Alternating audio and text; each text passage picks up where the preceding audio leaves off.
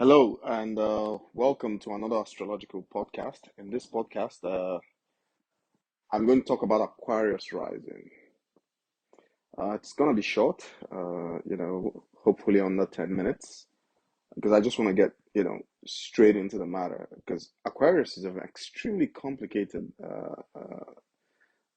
zodiac sign. Because most people tend to think of Aquarius as unusual or focusing on knowledge and understanding. But we're going to get right into what makes Aquarius tick, because Aquarius is actually a representation of a very specific type of duality. So those who have significant Aquarius placements, those who have Aquarius on the angles, those who have significant placements like Moon and Sun in Aquarius, these, there is this very specific type of duality that emerges in these individuals, and that's what I'm going to talk about in this podcast. I'm going to read off my book, which is Astrological Musings Beside a Fireplace. You can find it on Amazon. Astrological Musings Beside a Fireplace, Part One, Part Two, and Part Three.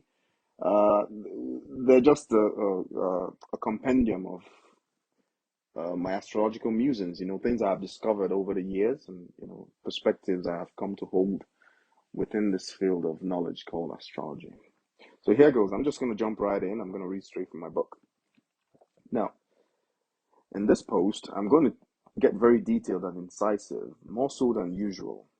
This approach is inspired by the subject matter itself, and the title of the subject matter is On the Emergence of Duality, Aquarius Rising.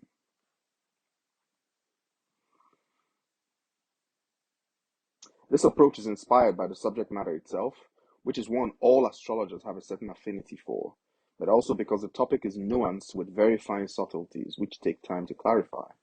Aquarius is the water bearer. Wait a minute. Everything about this psychological archetype hints of water, and yet it is an air sign. What are we to make of this? This is strange as far as strangeness goes in astrological thinking. Is Aquarius an air sign which behaves like a water sign, or just water which somehow turns into air? It is interesting to note that in physical reality, the difference between air and water is heat. So we tend to see the Aquarian air-water dichotomy in nature in the form of vapor, clouds, or steam. This simple gestalt is the face of Aquarius. In this post, I want to take you into the heart of Aquarius. I want to dive deeply into the nuts and bolts of where the Aquarian pattern of expression comes from and how the confusing air-water symbolism operates. But first, a detour. Astronomically, Aquarius is situated between the constellation Capricornus and Pisces. Aquarius is one of the oldest and most recognized constellations along the zodiac. It was one of the 48 constellations identified by Ptolemy and is found in a region often called a sea due to its profusion of constellations with watery themes, such as Cetus the whale, Pisces the fish, and Eridanus the river. Despite its prominence as a winter constellation, Aquarius has no particular bright stars. The magnitude of its four brightest stars is less than 2. Recent studies have, however, revealed that border stars within the constellation have planets around them. In mythology, Aquarius is Latin and literally translates into cup bearer, cup carrier, water carrier, or vessel bearer. Due to its apparent contradictory symbolism, Aquarius in a sense implies a vessel which contains water, and yet disperses this water in airy form. Once again, think about vapor, clouds, or steam. Aquarius is the only zodiac constellation whose mythos revolves around the imagery of a human. It is depicted as a man or woman pouring a pitcher of water over the entire world. Well, if the imagery I painted above is to be believed, then this pitcher of water being poured is really just a pitcher of steam or vapor, because Aquarius is an air sign, not a water sign. In Babylonia, Aquarius represented the demigod Ea, often depicted holding an overflowing vase of water. In ancient Egypt, that is Kemet, Aquarius was said to represent the flooding of the Nile whenever he dipped his vase into it. In Greek tradition, Aquarius simply represented a vase or a vase from which a stream poured forth and flowed into Pisces. However, no matter the symbolism used to define Aquarius, The imperative remains the image of a man or woman who activates Aquarian energy as the intellectual dispersion of a specific type of elevated understanding. Where does this Aquarian understanding come from? Psychologically, Aquarius is the impulse to share and disseminate what has come to be known or understood. This is the meaning behind the first level symbolism of the Aquarian imagery. However, this is not the entire story at all. Where does the Aquarian get the water which it pours out into the world? The imagery does not say. As mentioned above, Aquarius is Latin for vessel or cup-bearer.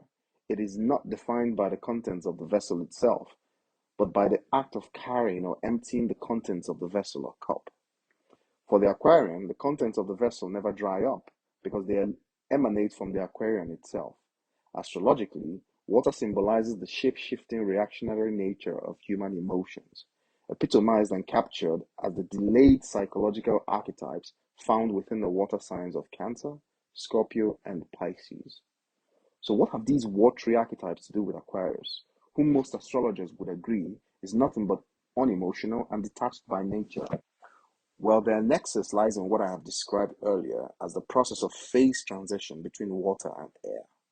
Aquarius is what you get when you immerse a fire sign within a water sign, just like dipping a hot glowing iron rod in water. Aquarius is therefore best envisaged as an energetic air sign.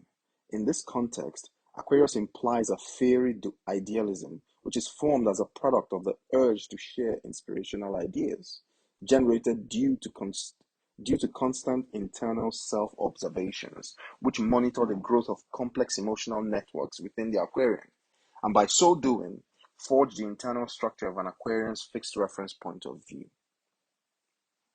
In other words, Aquarius is that internally constructed vantage point of view within a psyche from which it observes and studies the growth of its own emotional complexity. It is the internal construction and erection of a single barrier within the evolving Aquarian psyche, which separates its mental processes from its emotions and enables the Aquarian to continuously observe and study how its own emotions spring up and grow. The erection of this barrier is the deliberate dualization of Aquarius into the observer and the observed. The Aquarian does this strictly for the purposes of deeper emotional understanding from an intellectual point of view. This constructed process of dualization is the hallmark of the Aquarian personality. As a result, Aquarians appear unemotional and detached because from their vantage point, they are observing themselves as an objective reality which exists separately from how they feel about themselves. So everything which doesn't fall under the purview of their constructed vantage point and its intellectual barrier remains unacknowledged, mysterious, and dark. For example, if an Aquarian fell in love, they would study the internal process within them by which this emotional transition occurred, and may emerge with very innovative ideas concerning the falling in love process, maybe even enough ideas to redefine what falling in love means. The only drawback is that they may actually be more motivated by this discovery process than the actual feeling of love itself. The Aquarian does not dualize itself for the purposes of obfuscation or subterfuge. Rather, it does this to enable the outward expression and sharing of what it has learned from within itself concerning the source of where and how emotions germinate within all human beings. Aquarius comes to understand that this emotional germination process, which it discovers through self-observation, is what grants human beings the ability to tell themselves the wide variety of stories that they do or are capable of doing regarding who or what they are and where they come from, thus enabling that enviable quintessential human trait wherein which people can simply decide of their own volition to act contrary to the primal dictates of their very own natures. No other creature but mankind is capable of such psychological variety, driven simply by the free will of choice. The very essence of this capability springs from subtle variations which arise from the way people choose to feel about everything that comes into their field of personal experience. It is this very subtle process which the Aquarian observes intimately, thereby transforming their opaque, watery emotions into transparent, intelligent ideas, albeit energetic ones, which they can then proceed to share with a group, thereby fostering and elevating overall group consciousness. The result of this transformation confers the ability to share complex understanding with others in an objective manner. This is why Aquarius symbolizes technology, which invariably had its modern birth in the development of the locomotive steam engine in the 18th century. It is the locomotive steam engine and the trains it made possible which drove the desire for the telegraph as a means of controlling railways and for transmitting messages through wires over long distances. It is this basic need for higher and higher levels of group consciousness which spurned the 21st century technology, dominated by the transmission and reception of electromagnetic waves. In essence, the Aquarian psyche is divided into two sections by a single barrier. One section is the intellectual layer, which I have earlier described, and the other section is the watery layer. It is from the intellectual layer Aquarians observe the growth of their emotions which seep from across the internal barrier, holding back the watery part of themselves. This watery section is where everything gets murky for the Aquarian because it represents the very thing which sprouts emotions themselves. Remember, the Aquarian is able to understudy their own emotions close to their root because they're able to create a fixed perspective away from these emotions themselves, from where they can now observe as they germinate through the barrier, from the watery world to the intellectual one. Hence, what the Aquarian learns from this process is dependent on this fixed vantage point which they create. Without such a fixed vantage point, the Aquarian has no way of understanding what emotions are and cannot access or create the level of understanding and knowing which it derives from studying the way the two aspects of its psyche interact at the barrier. If Aquarius tries to set up its fixed vantage point within the watery world of its emotions instead of the intellectual, it loses its psychological datum and cannot function because it can no longer tell what is true or false. In this watery section, Aquarius is at a loss for what emotions are before they seep across the barrier and germinate. It becomes unable to share anything with others because the conveyor belt of its internal understanding is enmeshed in darkness and confusion. Well, how then does Aquarius cope with this part of its psyche? Simple. It comfortably ignores it. It recognizes the chasm within its psyche, but has no idea what to do with it, so it pretends it doesn't exist. It silences this aspect of itself with the sheer power of all the activity going on in the intellectual side of its internal barrier. In this intellectual section, fiery ideas are popping in and out of existence very rapidly. The process powers the Aquarian's mental faculties in abrupt and strange ways because the primary stimuli for its mental operation comes from the watery world of its emotions, which seep in through the barrier and germinate within its intellect, without which it couldn't understand anything from the watery side of its internal barrier. Where Gemini represents self-to-self external interaction and Libra self-to-other external interaction, Aquarius represents self to many others in external interaction. This self to many others interactive capability is what creates and fuels the Aquarian ego, which is as fully developed as that of Leo, but with the added requirement that its need for external validation must come from a group idea for which it feels particularly responsible for as a founder. This complex need for validation creates special problems for the Aquarian, as these conditions do not easily find satisfaction in the real world. When real-world group validations are withheld, the Aquarian may seek to build their own group ideas from scratch, or they may seek to reform existing group ideas, which would then bear the hallmark of their own unique internal processes. They may do this by rewriting or reframing known ideas and re-anchoring them within deeper truths of reality which they have discovered. If these two avenues are blocked off to normal Aquarian expression, Aquarians may become very moody, introverted, and very rebellious.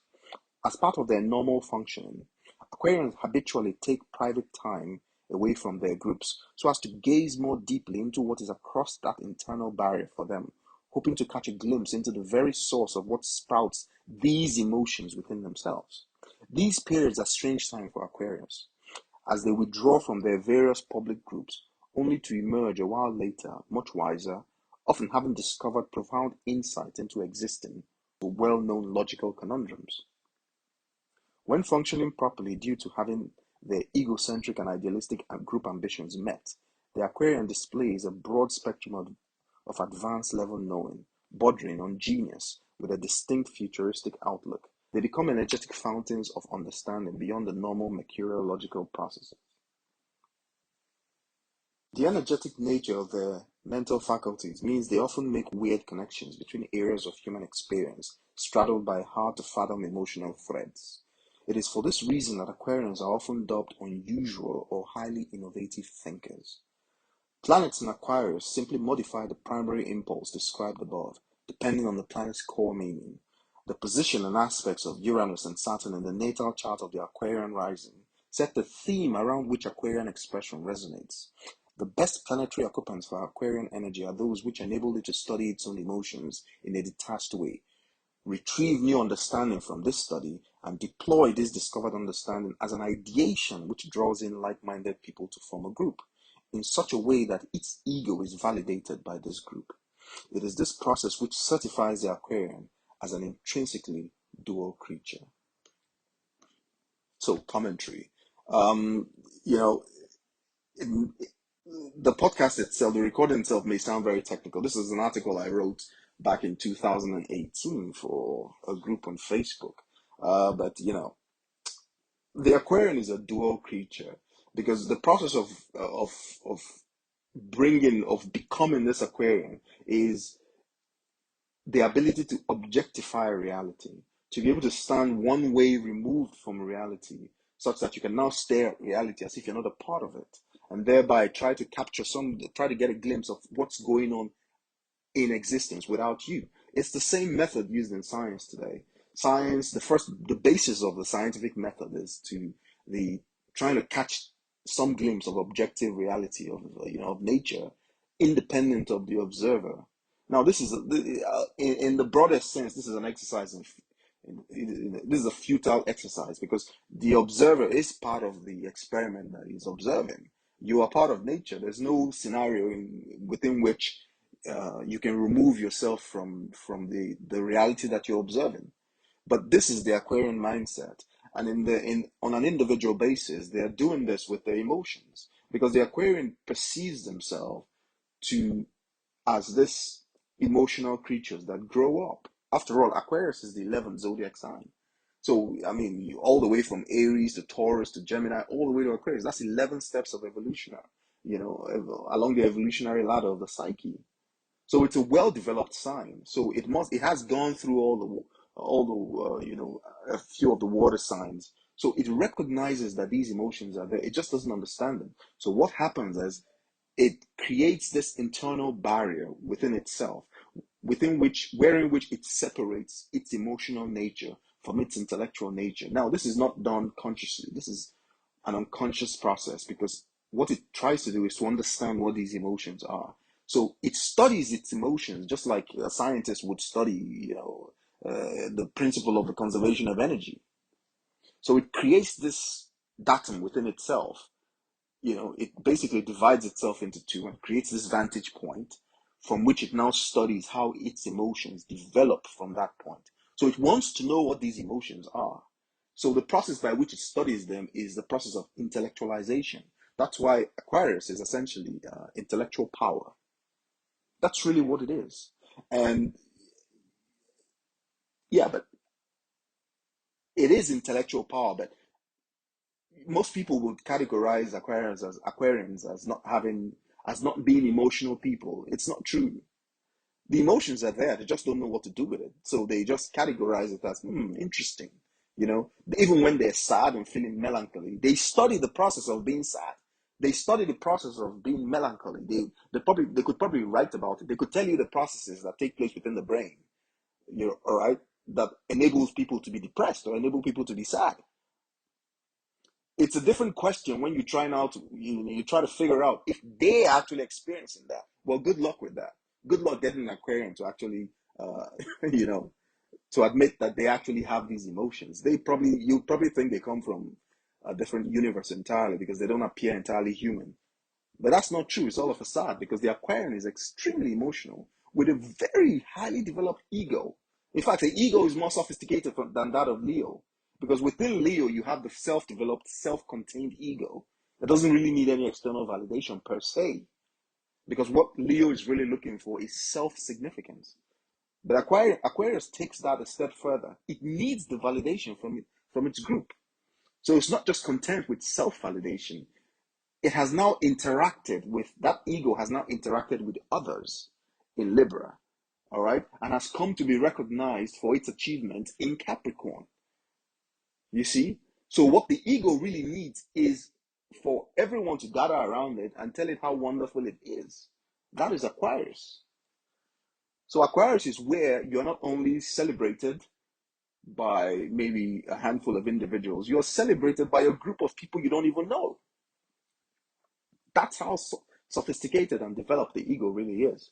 Now, in terms of from a relationship point of view, now, is you've probably dated a very strong Aquarian or someone with Aquarius rising or major planets, the sun, moon in Aquarius.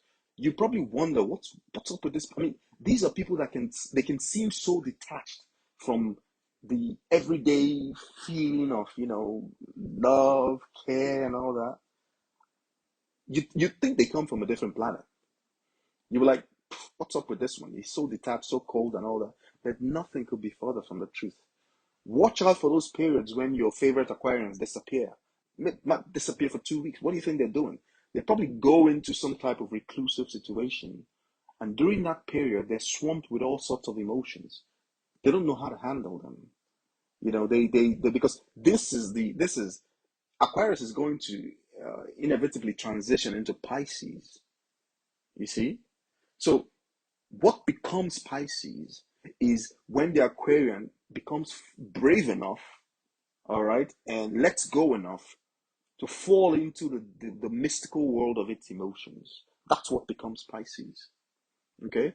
Where in which there are no boundaries anymore. Because what stops Aquarius from becoming Pisces is that intellectual barrier. It must keep a handle on that because otherwise it loses itself. And that explains the Aquarian archetype. It's really, it's they're wonderful people, Aquarius rising, or those with prominent placement in Aquarius. You would never enjoy a much more better intellectual discussion than with an Aquarian. Their ability to objectify and apply reason and logic, because remember, Aquarius is ruled by Saturn and Uranus, and the rulership of Saturn is simply because Aquarians love structure. That's it. That's the only part Saturn plays in that. The rest of it is Uranus. Because Uranus is a specific type of fire. It's what some people would call the Holy Spirit. you know, that's the Uranian energy. It's extremely powerful. In the olden days, in ancient times, Uranus was seen as a very malevolent energy because it strikes out of the blue and it can change the course of events. That it leaves no warning. But the thing is that, of course, there are warnings because Uranian energy always builds in the background. It's never really from the blue. And the reason why it appears from the blue is because it is hard to observe. And so that's with the that's what's up with the podcast. Aquarius rising. So your favorite Aquarian really has a lot of emotions. They don't understand it, so they're not really comfortable dwelling on it. They don't really like to talk about the way they feel emotionally, or get into relationship with heavy emotional types. Like the Scorpios and the Cancers. Because they would they would come across as intellectual and cold, but that's not what they are really. They just don't know what to do with you. They probably like to study you as you go through pain that they may have had a hand in causing. They probably like to dissect you and try to understand how that pain. They may ask you questions that may come across as insensitive, but they mean no harm. That's just it's just their own way of intellectualizing the process, because that is the nature of their reality. Now, most of the positions, most of the Aquarian energy becomes very modified by the position of Uranus and Saturn, and but before you fully understand the Aquarian expression itself, you must understand the nature of Uranus. And I've done an article on Uranus that is truly insightful, also back in 2008. And it's also part of the Astrological Musings. So if you want to get my book, it's all on Amazon. So you can just go into Amazon and search for Astrological Musings Beside a Fireplace. And you can get the part one, part two, or part three. These are series that I'll continue indefinitely. as my astrological knowledge grows. I mean, there's a lot of growth there. It's just that, it takes time to write this beyond the everyday 9 to 5 role. But there's a lot there to share with everyone, and I have Aquarius on one of my angles, so you know it's an energy I'm very very aware of and comfortable with. But I'm not an Aquarius rising. Now, if you've enjoyed uh, this recording, this podcast, and you want to get in touch with me, you can send an email to publisher at the five principles of organized complexity.com as one word. That is publisher at the five principles of organized complexity.com as one word. That's publisher at the five principles of organized complexity.com as one word. Or you can send me a WhatsApp message to +41 76 798 6476. That is +41 76 798 6476. Once again, +41 76 798 6476. Send me a message if you like to if you'd like me to look at your chart. Now, I don't usually talk about pricing and all that, but I don't come cheap because I'm not the kind of astrologer that believes you need to run to an astrologer for consultation every week or every month. I believe that the only astrological session you ever need is once a lifetime, because you simply need to know who you are. I'm not big on predictive astrology because no one can really tell you what your future is going to be. You're not a tree. You decide what your future is going to be based on your self-knowledge. So my job is simply to let you know about the root motivations that you have, your root drives, what I like to call your fundamental concepts. Then you decide if you're going to acknowledge your root drives and work with them, or you're going to stand in opposition to them. But if you stand in opposition to who you are, then you become your own Satan. You become your own challenger. You become your own accuser. The general idea of astrology is to help you to align your self-concept in such a way where you do not need to stand in opposition to who you are. Okay? Remember, evil comes from ignorance, and good comes from knowledge or wisdom. And the greatest blessing that the universe can give you and bestow on you is the blessing to know who you are. That's it. That's all the wisdom you need. The rest is just semantics. Okay, bye now.